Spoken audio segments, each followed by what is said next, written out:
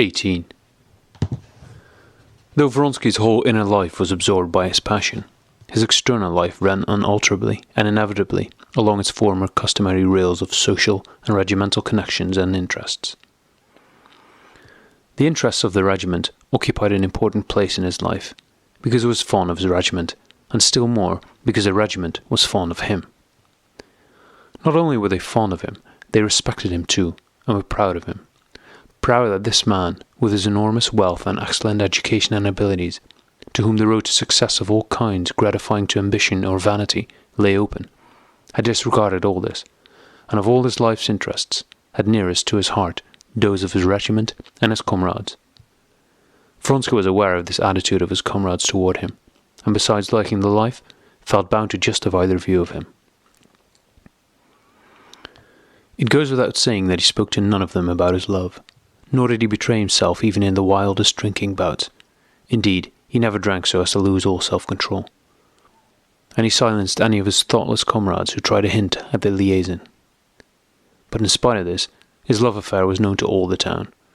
Everybody guessed more or less correctly what his relations with Anna Karenina were. Most of the young men envied him just on account of what was most trying in the affair, namely Karenina's high rank and the consequent prominence of the affair in society. The majority of young women, who envied Anna and had long been weary of hearing her virtues praised, were pleased at what they guessed, and only waited to be sure that public opinion had turned before throwing the whole weight of their scorn at her. They already prepared lumps of mud to pelt her with in due time. Most of the older people, and of those highly placed, regretted this impending social scandal. Vronsky's mother, on hearing of the matter, was at first pleased, both because, in her opinion, nothing gave such finishing touches to a brilliant young man as an intrigue in the best society, and also because this Anna Karenina, who had so taken her fancy and had talked so much about her little son, was after all such as the Countess Vronsky expected all handsome and well-bred women to be. But latterly she had heard that her son had refused a post of importance for his career, merely to remain with his regiment and be able to see Anna Karenina, and that exalted persons were dissatisfied with him for it, so she changed her opinion. She was also displeased because, from all she heard of it, this affair was not one of those brilliant, graceful society liaisons which she approved, but a desperate, Werther-like passion which might lead him into doing something foolish. She had not seen him since his sudden departure from Moscow, and through her eldest son she sent him word to come and see her. The elder brother was also dissatisfied with the younger. He did not distinguish what kind of love it was, great or small, passionate or passionless, guilty or pure. He himself, the father of a family, kept a ballet girl, and was therefore lenient in these matters. But he knew that it was a love affair which displeased those whom it is necessary to please, and he therefore disapproved of his brother's conduct. Besides his military and social interests, Vronsky had another one, namely horses, of which he was passionately fond. That year there was to be an officer's steeplechase, and Vronsky had put down his name, bought an English thoroughbred mare, and in spite of his love, was passionately, though restrainedly, concerned about the coming races. The two passions did not interfere with one another. On the contrary, he needed an occupation and an interest apart from his love, in which to refresh himself and find rest from the impressions which agitated him too violently. 19. On the day of the Krasno-Selo races, Vronsky came earlier than usual to the regimental mess room to eat his beefsteak. It was not necessary for him to train very strictly, as his weight was just the regulation 11.5 stone, but he had to be careful not to get fatter, and therefore avoided sweets and starchy foods. He sat waiting with his elbows on the table, and his coat unbuttoned over a white waistcoat, and while waiting for the beefsteak he had ordered, he looked at the pages of a French novel that lay on his plate. He only looked at the book in order not to have to talk to the officers, who came in and out of the room while he was thinking. He thought of Anna, who had promised to meet him after the races, but he had not seen her for 3 days, and, as her husband had returned from abroad, he did not know whether she could keep the appointment today or not, and he did not know how to find out. He had seen her last at his cousin Betsy's country house. He went to the Karenina's country house as seldom as possible, but now he meant to go there, and was considering how to do it. Of course I can say that Bessie sent me, to find out if she will be at the race. Yes, of course I will go, he decided, lifting his eyes from the book, and a vivid sense of the joy of seeing her made his face radiant. Send to my house, and tell them to harness 3 horses to the calash at once, he said to the waiter who had brought him a beefsteak on a hot silver plate, and drawing the plate nearer to him, he began to eat. From the neighbouring billiard room came the click of balls, talk and laughter. 2 officers appeared at the entrance door, one with a weak, thin face, a young officer who had just joined the regiment from the cadet corps, the other a plump old officer with a bracelet on his arm and small eyes sunk in a bloated face. Vronsky glanced at them, frowned, and, as if he had not noticed them, turned his eyes on his book and began to eat and read at the same time. "What, fortifying yourself for your job?" asked the plump officer, taking a seat beside him. "As you see," said Vronsky, frowning and wiping his mouth, without looking at the speaker. "Not afraid of getting fat?" said the other, turning a chair round for the young officer. "What?" said Vronsky, frowning, making a grimace of disgust and showing his regular teeth. "Not afraid of getting fat?" "Waiter, sherry," said Vronsky without replying, and moving his book to the other side of his plate, he continued to read. The plump officer took the wine list and turned to the young one. "You choose what we shall drink," said he, handing him the list and looking at him. "Suppose we have some Rhine wine," said the young one, turning his eyes timidly to Vronsky, while his fingers tried to catch hold of his just budding moustache. Seeing that Vronsky did not turn round, he rose. "Let us go into the billiard room," he said. The plump officer got up obediently, and they made their way toward the door. At that moment, Captain Yashvin, a tall man with a fine figure, entered the room, and having given a contemptuous backward nod to the 2 officers, he came up to Vronsky. "Ah, here he is," he exclaimed, and with his big hand gave Vronsky a sharp slap on his shoulder strap. Vronsky looked up angrily, but his face brightened at once into its characteristic look of quiet, firm kindliness. "That is wise, Alexis," said the captain in a loud baritone. "Eat now, and drink 1 small glass." "I don't want to eat." "There are the inseparables," added Yashvin, glancing ironically at the 2 officers who were just going out of the room. He sat down beside Vronsky, and his legs, encased in tight riding breeches, being too long for the size of the chair, bent at a sharp angle at the hip and knee joints. "Why did you not come to the Krasnensky Theatre last night?" "I stayed late at the Tverskoy's." "Ah," said Yashvin. Yashvin, a gambler, a rake, a man not merely without principles, but with bad principles, was Vronsky's best friend in the regiment. Vronsky liked him both for his extraordinary physical strength, which he chiefly demonstrated by his ability to drink like a fish and go without sleep without making any difference to him, and for the great mental power which was apparent in his relations with his commanding officers and comrades, who feared and respected him, and in his card playing when he staked tens of thousands of rubles and, in spite of what he drank, always with such skill and decision that he was considered the best player in the English club. Vronsky respected and liked Yashvin, particularly because he felt that the latter liked him, not for his name and money, but for himself. Among all the people Vronsky knew, Yashvin was the only one to whom he would have liked to talk about his love. He felt that Yashvin, though apparently despising all emotion, was the only one who could understand the power of the passion that now filled his whole life. Besides, he felt sure that Yashvin certainly found no pleasure in gossip and scandal, and understood his feeling in the right way. That is, knew and believed that this love was not a joke or an amusement, but something more serious and important.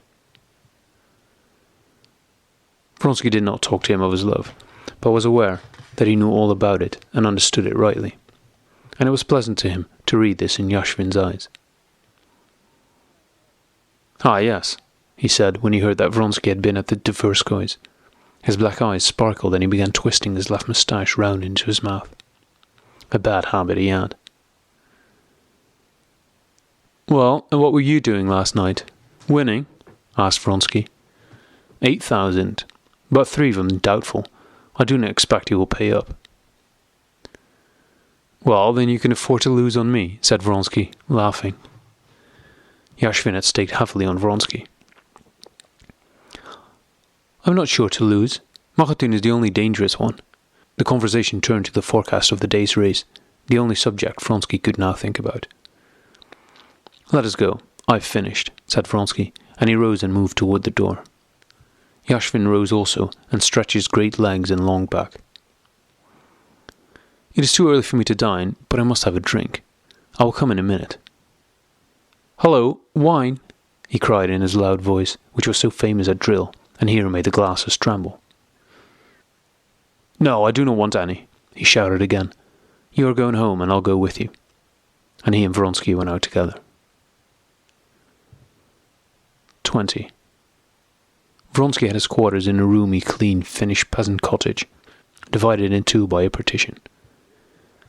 Here in camp also, Petritsky was asleep when Vronsky and Yashvin entered.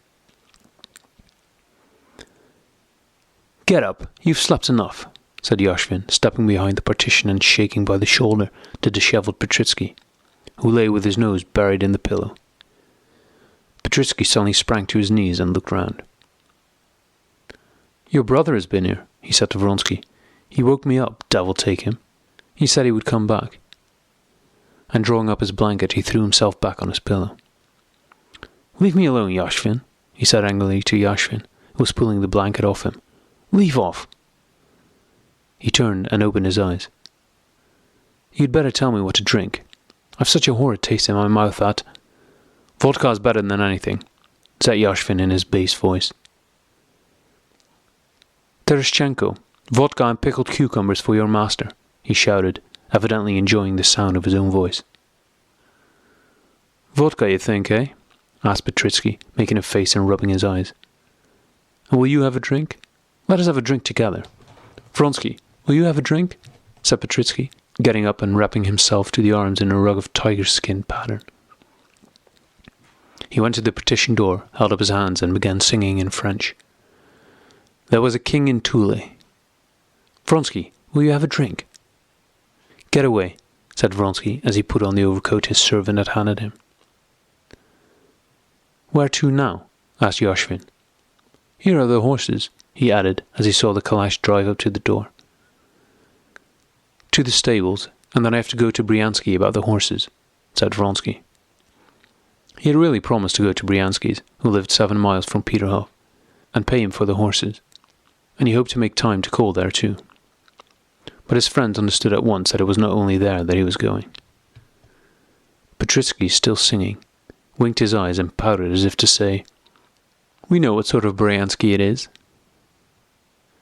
"Mind and don't be late," was all Yashvin said, and to change the subject he asked, "Is my roan doing well?" looking out of the window at the middle horse, which he had sold to Vronsky. "Wait," shouted Petritsky to Vronsky, who was already going out. "Your brother left a letter for you and a note." "Wait, where are they?" Vronsky stopped. "Well, where are they?" "Where are they? That is the question," declaimed Petritsky with solemnity, moving his finger upwards from his nose. "Come, tell me. This is stupid," said Vronsky, smiling. "I've not lighted the fire. They must be here somewhere." "Enough of this. Where is the letter?" "No, really, I've forgotten." "Was it a dream?" Wait. Why get angry? If you had emptied 4 bottles ahead as we did last night, you would not know where you were lying. Wait a bit, I'll remember it directly." Petritsky went behind the partition and lay down on his bed. "Wait, so I lay, and so he stood. Yes, here it is." And Petritsky drew the letter from under the mattress where he had put it. Vronsky took the letter and his brother's note. It was just what he had expected. A letter from his mother reproaching him for not having come to see her, and a note from his brother saying that they must talk things over. Vronsky knew that it all referred to the same subject. "What business is it of theirs?" thought he, and crumpling up the letters, he pushed them in between the buttons of his coat, to be read more attentively on the way. In the passage he met 2 officers, one of his own and one of another regiment. Vronsky's quarters were always the haunt of all the officers. "Where are you going?" "I have to go to Peterhof." "Has the mare come from Tsarko?" "Yes, but I've not seen her since she came." "They say Machotin's gladiator has gone lame." "Nonsense. But how will you manage to ride through such mud?" said the other officer. "These are the things to restore me," shouted Petritsky on seeing the newcomers. The orderly stood before him with vodka and pickled cucumbers on a tray. "Yashvin here has ordered vodka to freshen me up." "Well, he did give it us last night," said one of the newcomers. "You did not let us sleep all night." "Oh, but how we finished up," said Petritsky. "Volkov climbed out on the roof and said he felt melancholy. I said, 'Let us have music, a funeral march,' and he fell asleep up there on the roof to the sound of the funeral march." "Drink. You must drink some vodka and then some seltzer water with plenty of lemon," said Yashvin, standing over Petritsky like a mother urging her child to take its medicine. "And after that, a little champagne. About a small bottle." "Now that is reasonable.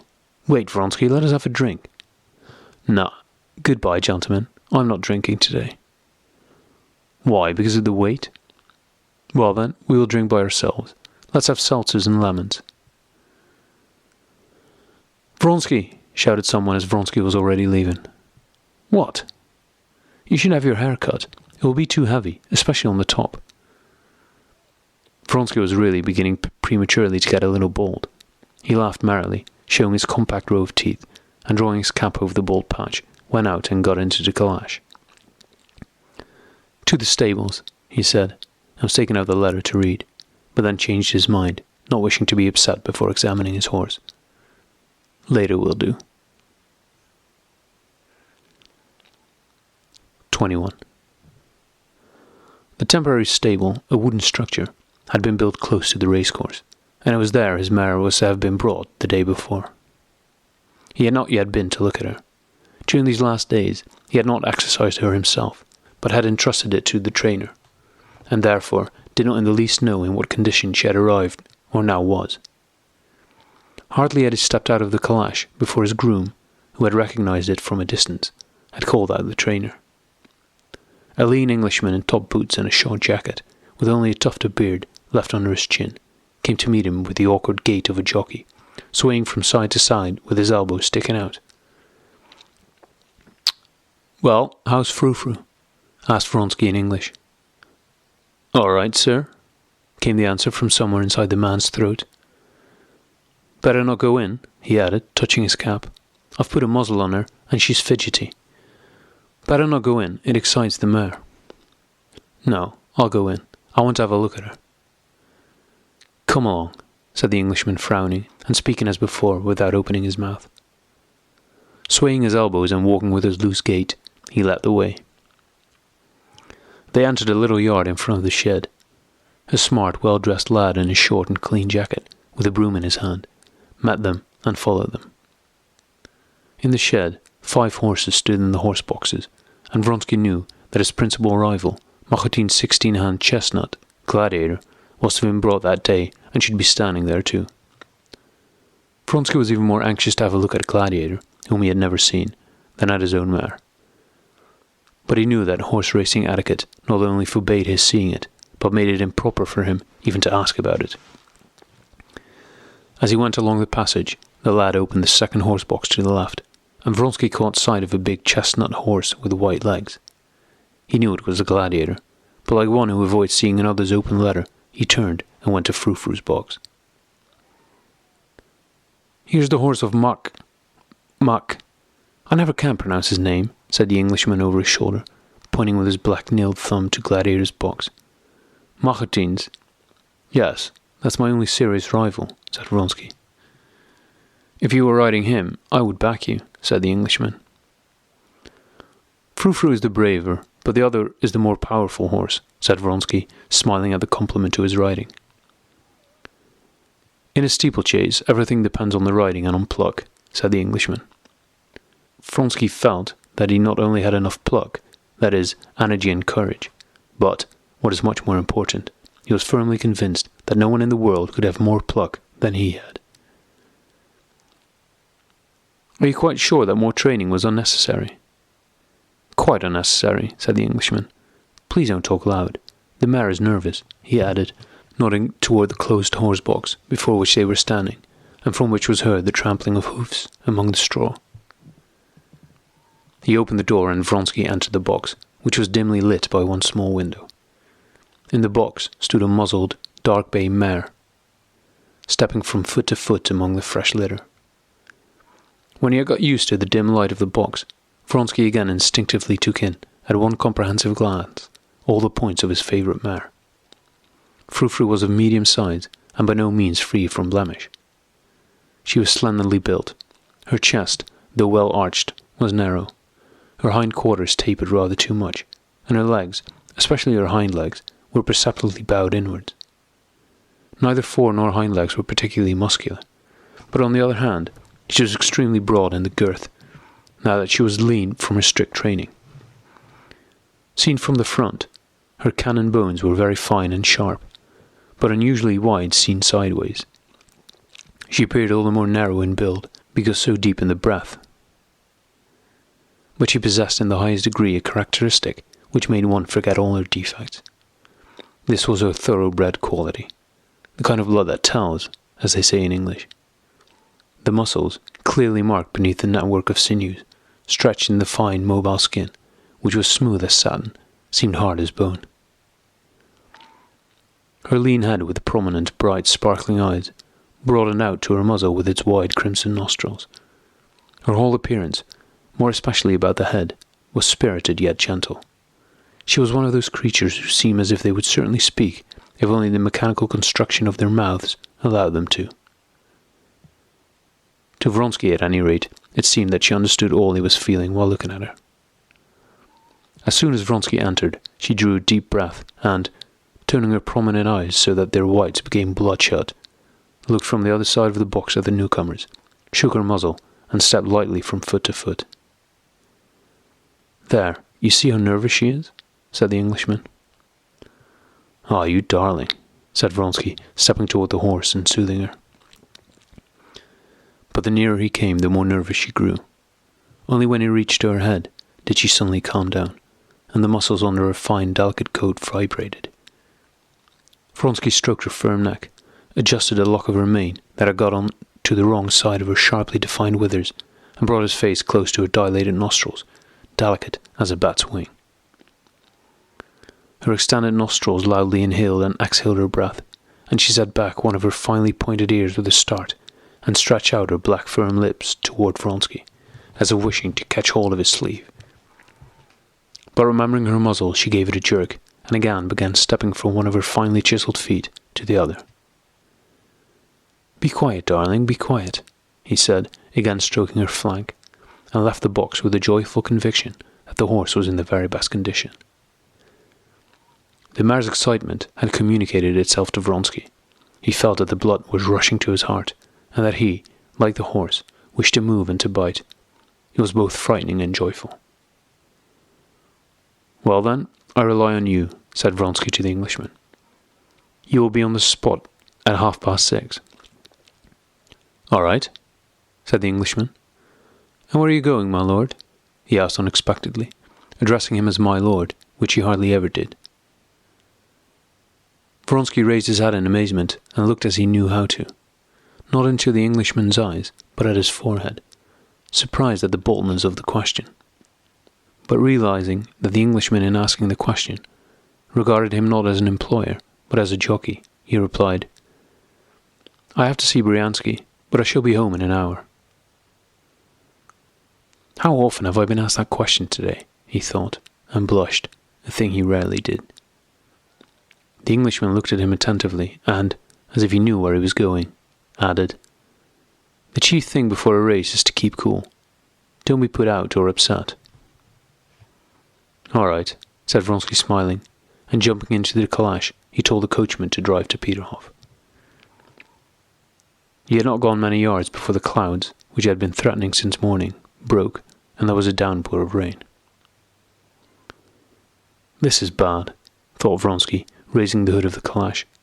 "It was muddy before, but now it will be a swamp." Sitting alone in the closed calash, He drew out his mother's letter and his brother's note and read them through. Yes, it was the same thing over and over again. They all, his mother and his brother and everybody, considered it necessary to interfere with his intimate affairs. This interference roused him to anger, a feeling he rarely experienced. What business is it of theirs? Why does everybody consider it his duty to look after me? And why do they bother me? Because they see it as something they cannot understand. If it were an ordinary empty society intrigue, they would let me alone. They feel that it is something different, that it is not a game, and that this woman is dearer to me than life. That is incomprehensible, and therefore it vexes them. Whatever our fate is or may be, we have made it, and do not complain of it, he said, joining Anna and himself in the word we. No. They needs must teach us how to live. They have no conception of what happiness is, and they do not know that without love there is no happiness or unhappiness for us, for there would be no life, he thought. He was angry with everybody for their interference, just because he felt in his soul that they were right. He felt that the love that united him with Anna was not momentary infatuation, which would pass, as society intrigues do, without leaving any trace in the lives of the one or the other, except pleasant or disagreeable memories. He felt all the torment of his and her position, all the difficulties they were surrounded by in consequence of their station in life, which exposed them to the eyes of the whole world, obliged them to hide their love, to lie and deceive, and again to lie and deceive, to scheme and constantly think about others, while the passion that bound them was so strong that they both forgot everything but their love. The recollection of incidents often repeated rose vividly in his mind, while lies and deceptions revolting to his nature had been necessary. He remembered most vividly having more than once noticed her feeling of shame at the necessity for this deception and lying. And he experienced a strange feeling which since his union with Anna sometimes overcame him. It was a feeling of revulsion against something, against Karenina, or against himself, or against the whole world. He hardly knew which. But he always drove away this strange feeling. And now too, having given himself a shake, he continued the current of his thoughts. Yes, formerly she was unhappy, but proud and calm. But now she cannot be calm and dignified, though she still seems so. Yes, this must be brought to an end, he decided, and for the first time the clear idea occurred to him that it was necessary to put an end to all this falsehood, and the sooner the better. Throw up everything, and let us two conceal ourselves somewhere alone with our love, said he to himself.